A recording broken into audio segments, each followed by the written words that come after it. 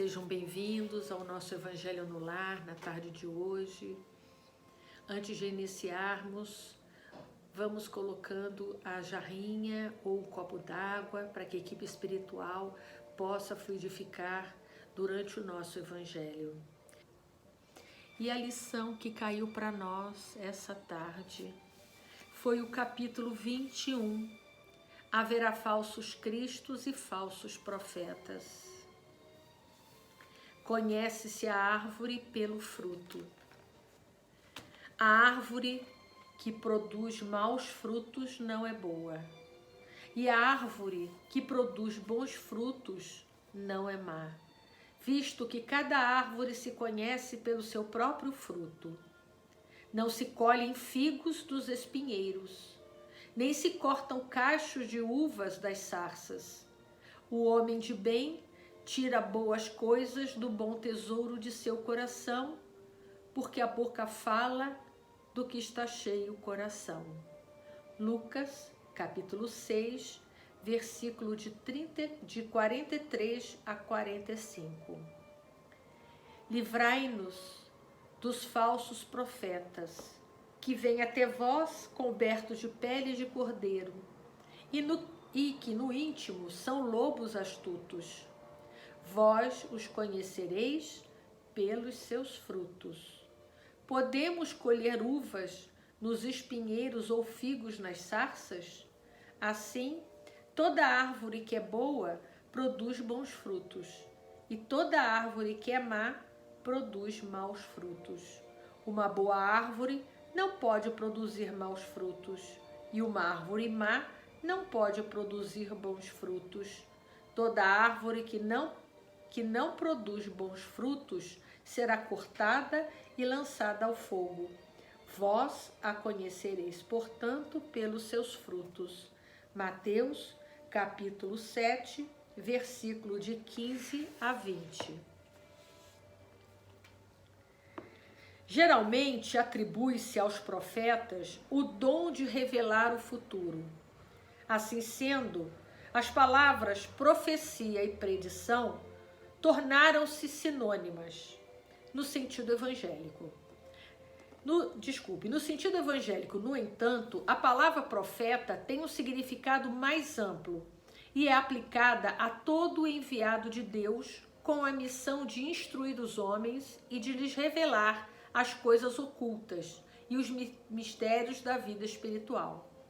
Um homem, portanto, pode ser profeta sem fazer predições. Essa era a ideia dos judeus no tempo de Jesus. Eis porque, quando ele foi levado diante do sumo sacerdote Caifás, os escribas e os anciãos ali reunidos cuspiram em seu rosto, deram-lhe socos e bofetadas, dizendo: Cristo, profetiza para nós, e diz quem foi que te bateu. Entretanto, houve profetas que tiveram o conhecimento prévio do futuro, seja por intuição, seja por revelação providencial, a fim de fazerem advertências aos homens. Como essas predições se realizaram, o dom de predizer o futuro foi olhado como um dos atributos da qualidade da profecia, da qualidade de profeta. Levantar-se-ão falsos cristos e falsos profetas, que farão grandes prodígios e coisas espantosas para seduzir até os próprios eleitos. Essas palavras nos dão o verdadeiro sentido do termo prodígio. Na acepção da teologia, os prodígios e os milagres são fenômenos excepcionais fora das leis da natureza, sendo essas leis uma obra exclusiva de Deus. Ele pode, sem dúvida alguma, derrogá-las se assim o desejar, mas o simples bom senso nos diz que ele não pode ter dado a seres inferiores e perversos um poder igual ao seu, e muito menos o direito de desfazerem o que ele fez. Jesus não pode ter consagrado um tal princípio, se, portanto, de acordo com o sentido que se atribua a essas palavras, o espírito do mal tem o poder de fazer prodígios de tal forma que os próprios eleitos possam ser enganados. Daí resultaria que, podendo eles fazer o que Deus faz, os prodígios e os milagres são privilégio exclusivo dos enviados de Deus e nada provam, porquanto nada distingue os milagres dos santos dos milagres do demônio. É preciso, então, procurar um sentido mais racional a essas palavras. Aos olhos do homem comum, todo fenômeno cuja causa lhe é desconhecida é considerado como sobrenatural, maravilhoso e miraculoso. Uma vez conhecida a sua causa, reconhece-se que o fenômeno, por mais extraordinário que pareça, é apenas uma aplicação de uma lei da natureza. É assim que o círculo dos fatos sobrenaturais se reduz à medida que o da ciência se amplia. Na época de Jesus, os homens não conheciam, por exemplo, a catalepsia, que a pessoa parece que morreu, mas na verdade ela não morreu. Isso aconteceu com Lázaro. E as pessoas daquela época, quando viram que Jesus se aproximou de Lázaro e ele, entre aspas, ressuscitou ou renasceu, né?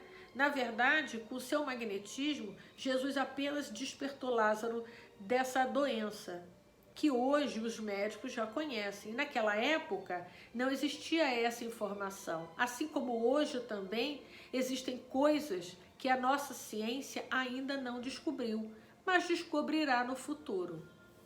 Em todas as épocas, houve homens que exploraram certos conhecimentos que possuíam em proveito da sua ambição e do seu interesse e da sua dominação, a fim de conseguirem o prestígio de um poder supostamente sobre-humano ou de uma pretensa missão divina. Esses são os falsos cristos e os falsos profetas. A difusão dos conhecimentos faz com que fiquem desacreditados. Eis porque diminui o número deles à medida que os homens se esclarecem. O fato de realizarem o que aos olhos de certas pessoas são verdadeiros prodígios não é, portanto, sinal de uma missão divina, visto que tais prodígios podem resultar de conhecimento que cada um pode adquirir, ou de faculdades orgânicas especiais que o mais indigno pode possuir, assim como o mais digno. O verdadeiro profeta se reconhece por caracteres mais sérios e exclusivamente morais. Por isso que no início da nossa lição, Jesus nos adverte que porque a boa árvore só pode dar bons frutos. Então, quando nós estivermos com dúvida, a gente vai atrás daquilo que aquela pessoa produziu. São bons frutos? São boas obras?